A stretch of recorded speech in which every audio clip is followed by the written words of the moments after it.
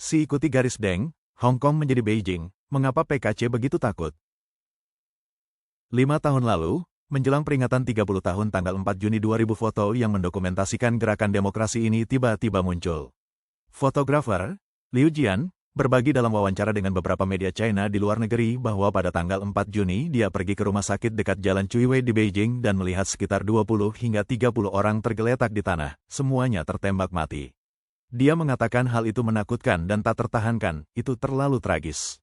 Saat itu, ia masih anak-anak, naif secara politik, dan hanya ingin mendokumentasikan gerakan tersebut melalui kacamatanya. Awalnya ia memilih untuk melupakan, namun suatu hari di penghujung tahun 2018, ia menyebut tanggal 4 Juni tahun 1989 kepada putrinya. Dia terkejut dan bertanya, apa itu tanggal 4 Juni tahun 1989? Hal ini membuatnya sadar bahwa bagian sejarah ini telah dihapus seluruhnya dari pendidikan China. Dia merasa orang-orang harus mengetahui sejarah sebenarnya, jadi dia memutuskan untuk merilis foto-foto tersebut.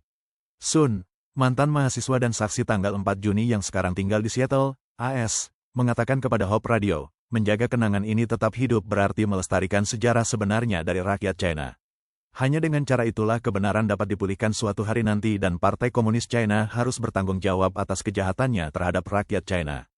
Hanya dengan cara itulah bangsa kita bisa mempunyai harapan. Saksi lain pada tanggal 4 Juni penulis Majian, yang sekarang tinggal di Inggris, mengatakan, 35 tahun telah berlalu, namun keyakinan kami tetap tidak berubah. Partai Komunis China harus jatuh. Setelah insiden tanggal 4 Juni Deng Xiaoping, mantan pemimpin PKC yang memerintahkan tindakan keras tersebut, memuji tindakan militer. Dalam segmen CCTV yang telah diedit dan beredar di kalangan masyarakat, Deng Xiaoping berbicara kepada para perwira senior pasukan darurat militer di ibu kota, dengan mengatakan, ini adalah ujian politik yang serius bagi tentara kita, dan kita telah melewatinya tanpa menimbulkan korban jiwa pada orang-orang ini. Jika ada yang menyarankan penggunaan tank untuk melakukan penindasan, kita akan menghadapi kebingungan nasional mengenai benar dan salah. Oleh karena itu, saya ingin berterima kasih kepada para komandan dan pejuang PLA atas sikap bertanggung jawab mereka. Netizen menuding kata-katanya penuh dengan pertumpahan darah. Mengapa Deng Xiaoping mengambil tindakan brutal seperti itu? Deng Xiaoping sering dikenang sebagai arsitek utama reformasi dan keterbukaan China, sebuah kebijakan yang terkait dengan pencerahan dan kemajuan. Jadi mengapa seorang pemimpin yang tercerahkan bertindak begitu brutal? Chen Yizhong, seorang peneliti di Akademia Sinica di Taiwan, membahas hal ini dalam artikelnya The Spectre of June 4, yang juga mengikuti pandangan dari Deng Xiaoping. Chen mencatat bahwa kebijakan reformasi Deng Xiaoping yang berpusat pada pembangunan ekonomi pada akhirnya tidak ditujukan pada pertumbuhan ekonomi. Sebaliknya, tujuan utamanya adalah menggunakan kemajuan ekonomi untuk memperkuat kekuasaan Partai Tunggal PKC. Dalam pidatonya tahun 1979, Deng memperkenalkan 4 penegakan, menjunjung tinggi jalan sosialisme, kediktatoran demokrasi rakyat, kepemimpinan Partai Komunis, dan Marxisme-Leninisme serta pemikiran Mao Zedong. Insiden tanggal 4 Juni mengancam kepemimpinan PKC, dan hal ini tidak dapat ditoleransi oleh Deng. Hal ini terbukti dari pidatonya pada tanggal 9 Juni tahun 1989 di hadapan para perwira senior darurat militer di mana ia mengatakan, kekacauan ini pasti terjadi cepat atau lambat. Slogan-slogan utama mereka adalah menggulingkan Partai Komunis dan sistem sosialis. Kita tidak boleh pernah lupa betapa kejamnya musuh kita. Kita tidak boleh memaafkan mereka bahkan 1% sekalipun.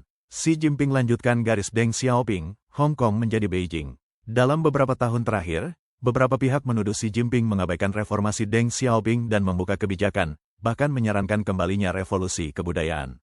Namun, artikel tersebut menjelaskan bahwa era Xi yang menerapkan pengetatan politik ekstrim, pengawasan sosial berteknologi tinggi, dan pemerintahan melalui sensor diri dan intimidasi semuanya berakar pada penindasan tanggal 4 Juni dan fokus yang dihasilkan pada pemeliharaan stabilitas. Dari arahan Jiang Zemin untuk menghilangkan semua faktor yang tidak stabil pada tahap awal hingga pemeliharaan stabilitas dan sistem manajemen sosial Hu Jintao dan Zhou Yonggang, dan sekarang dorongan Xi Jinping untuk keamanan nasional yang komprehensif dan kontrol sosial total, terdapat kesinambungan yang jelas. Di bawah kendali Xi Jinping yang semakin meningkat, janji PKC kepada Hong Kong tentang satu negara, dua sistem selama 50 tahun telah dengan cepat diabaikan. Pemimpin gerakan mahasiswa tanggal 4 Juni Wang dan menyesalkan bahwa sejarah telah sampai pada titik di mana masyarakat Hong Kong menghadapi penindasan yang sama seperti yang kita hadapi 35 tahun lalu. Ironisnya, baru-baru ini seorang pemuda nasionalis China mencoba membuktikan bahwa hidup di China sangat bebas dengan bertaruh bersama seorang netizen Taiwan. Dia mengunggah foto terkenal Teng Men di Weibo, tetapi seluruh postingannya dihapus dan akunnya dibungkam tidak lama kemudian. Nyala lilin tanggal 4 Juni disebarkan ke seluruh dunia. Pada tanggal 26 Mei, Wang dan berbagi pemikirannya dengan Radio Free Asia pada upacara peletakan bunga di Universitas York di Toronto, bagian dari acara Gerakan Demokrasi di Kanada. Dia mengatakan Partai Komunis China masih sangat sensitif, menunjukkan bahwa mereka masih takut terhadap peringatan tanggal 4 Juni. Hal ini sendiri merupakan bentuk tekanan politik terhadap mereka. Selama kami ada di luar negeri dan bisa membuat pemerintah Hong Kong merasakan tekanan dan tetap tegang, kami masih bisa memberikan dampak. Ada sekitar 40 orang yang menghadiri acara tersebut. Malam itu pukul 20, sekitar 20 anggota Partai Demokrat China meletakkan bunga di peringatan tanggal 4 Juni di Universitas Toronto. Menurut Chasing News Taiwan, berbagai acara peringatan tanggal 4 Juni diadakan di berbagai wilayah di seluruh dunia.